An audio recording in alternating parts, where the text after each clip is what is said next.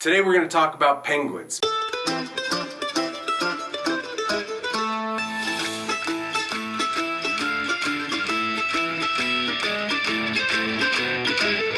Almost all the penguins are south of the equator. There's just one penguin that's north of the equator, and that's the Galapagos penguin, which is the Galapagos Islands are 600 miles off the coast of Ecuador. That's the only penguin. All the other penguins live south of the equator. South America, the south tip of Africa, Australia, New Zealand, and of course Antarctica. That's crazy. I got a lot of stuff to talk about with the emperor penguin, but I want to start with the little blue penguin. Can I talk about the little blue? Should we talk about coloring first? Let's talk about coloring. We're talking about little blue. Yeah, let's do it. So all the penguins, except the little blue, are black and white. So white bellies and black bodies. And what's really nice about that is counter shading. So when they're swimming on top, if a predator is looking up, that white belly blends with the light. So if there's a predator on top and looking down at the penguin, they see their black skin, but it blends in with the sea below. That makes a lot of sense. Mm-hmm. Wow, that is crazy. Because the whole time I was studying penguins, I'm like, how are they elusive? Because they only technically swim about 5 to 9 miles an hour. Like, that's not very fast. Well, another thing that penguins do is something called porpoising that evades predators. So they are going up and out of the water like a porpoise. And when they go up out of the water, they take a breath and then they dive back down. So it's an elusive way. I don't know anything about why it's blue, but one thing about the little blue bird is so they call it a little fairy, or no, the fairy bird? Yeah, Australia calls it the little fairy penguin. The fairy bird. Okay, so they live in New Zealand and they live in Australia. Mm-hmm. Check this out. The little blue penguins in Australia, the females lay 2 eggs. And in New Zealand they only lay 1 egg. Oh. Which is kind of weird. Yeah. So what they've been studying with these penguins is their frequencies, how they talk to each other. Right. Guess what? Scientists, animals aren't that dumb. They actually speak to each other. So they figured out their frequencies. Check this out. The New Zealand and the Australian little blue penguins have different dialects. They have like a different kind of language. Yeah. And the females in Australia like the New Zealand little blues more than they like their own. It's hilarious. That's great. Yeah. So that's really the two cool things I thought was pretty neat is they're figuring out that they like different dialects and different places. Accents. Different accents, right. So that's kind of cool. Yeah. And they call them little blue because they are little. They're only about 1 foot tall and only 2 to 3 pounds. Oh my gosh, they're little guys. Yeah. And they can live for 25 years in captivity. Oh, wow. So that's a long time, but regular, they're pretty much bait. I mean, they're not very fast and stuff like that, and very small. So that's why, in Australia they got more harsher environments. They got bigger sharks. They got a lot more predatory animals. Those little blues get eaten up. So that's the little one. Tell me more about the emperor penguin. The big one. The emperor penguin of the Arctic is one of the most insane animals I've ever heard of. I didn't know anything about it. They just looked really cool. I guess the first thing you should know about the emperor penguin is that when you type in emperor penguin on Google, you see a lot of babies that are brown. They aren't the brown babies. Emperor penguins have gray babies. Those are the king penguins. So that's one thing you got to get out of the way. So we're talking about frequencies with the little blue.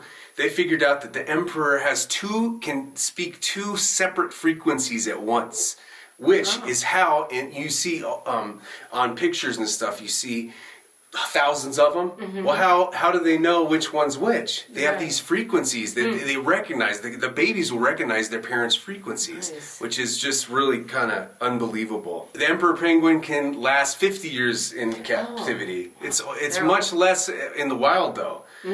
They die a lot out there. Penguins get eaten up by a lot of sharks and a lot of seals, killer whales, a lot of things eat those penguins. The most amazing thing about the emperor penguin is how it hunts, how it eats. So what it does is it jets out from the coastline in a straight line.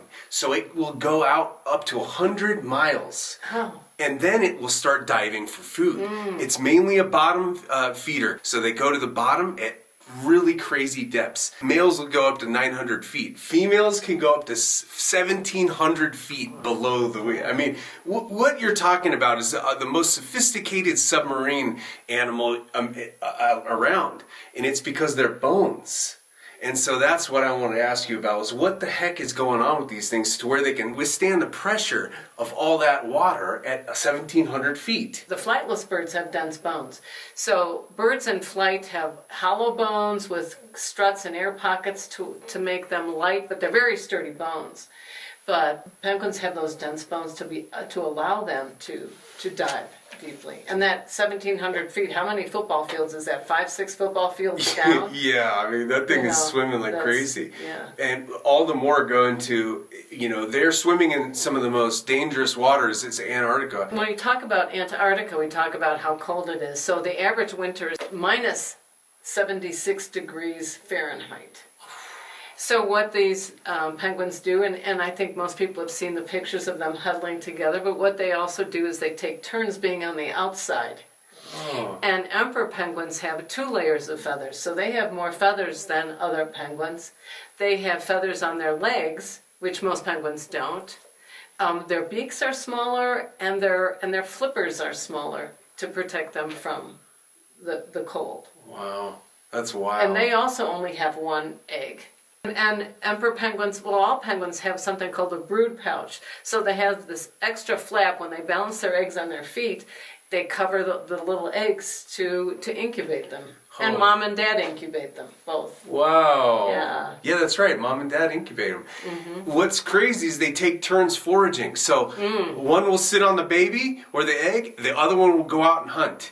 Then the one comes back and they switch on and off and on and off, It's pretty cool. It is. So, and there's 18 species of penguins, so that's just one. So the emperor and the Adelie penguins are full-time Antarctic penguins. Other penguins go back and forth, like you were talking about the king penguin. Well, they also live in the sub-Antarctic islands in that area, too, so. Wow. Have you seen the rockhopper penguin? Oh, the rockhopper. Those are great. Yeah, those are cute. And they're called rockhopper because that's what they do. They hop on rocks. Oh, they do? Yeah.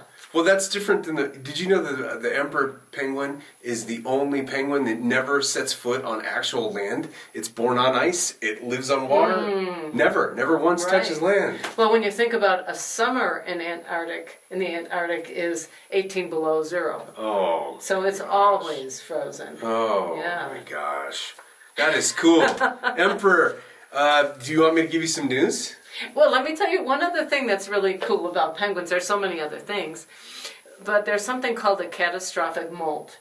So most birds lose their feathers little by little, but penguins lose their feathers all at once, and it's called a catastrophic molt. And they can't go in the water at this time. They have no feathers because their feathers are insulating, and their feathers are waterproofing.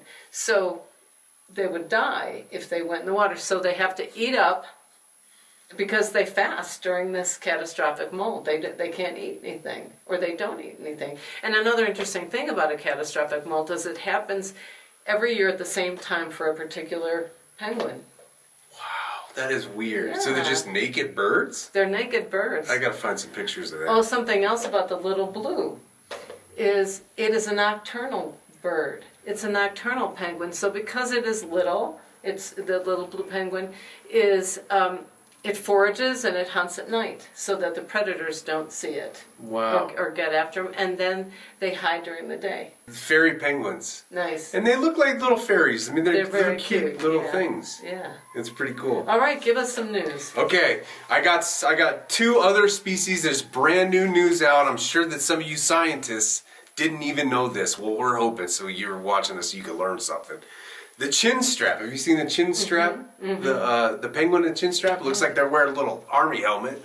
Chin strap penguins take micro naps. They found out that these chin strap penguins are taking up to 1,000 4-second naps per day. Oh. They don't actually sleep for very long. So they're just on and off. Males and females are the same way. So they tracked them to sleep 11 hours a day, which is kind of cool. They're like hunted from the day that they're born from all kinds of different animals. It's true. They don't have time to be taking real snoozy naps, you know. So that was one piece of news that was kind of cool about the chin strap. One other thing about the chin strap is there's 2 million chin strap penguins, the most chin straps anywhere on this island called Zavodovsky Island. And it is a volcanic island. So in 2016 it had an eruption, and I haven't heard that it affected those chin straps, so hopefully it was on the other side of the island. But it's a sub-Antarctic island. Wow, I'll check that out. Yeah. I only have one more article. Do you have anything else to say? Go right ahead. Okay, so the last penguin in our subject is the African penguin. African penguin, they were studying them in Italy in an Italian zoo, and they found out that these African penguins can figure out what their mate looks like because they're monogamous. That's something we haven't talked about. They're monogamous. They stay with one mate. They could tell their mate by the polka dots that it has on its coat. Oh. Yeah, so it's not they're not looking at their face, and so they have this video of just the polka dots of these penguins, and the male penguin and the female penguin, they would track whatever the dots of their mate. That's funny. So that's the kind of way that they communicate or notice each other, because they do look very similar. So yeah, so that's all about the African penguins. That's new news. I don't know if it's real relevant to this, but penguins are so amazing. Here's another little tidbit. They found a fossil in Antarctica of a penguin, a huge penguin over 6 feet tall. No way. Yes. Oh my gosh! A 6-foot penguin? Yeah, they were huge. Well, as we're ending today, I wanted to show you guys my mom's new book, God's Electric Arctic Animals. It's for sale on Amazon. We hope you go and buy one. They're $10. And it's really cool. My mom spends a lot of time researching this stuff and trying to make it simple because, let's be honest, science, for guys like me, not very simple. I never got anything above a C in any science class, so this is what we're doing. And yeah, so we're looking at this today, and our next topic might be one of these cool animals, so we'll see. Thank you so much for watching, and we'll see you again.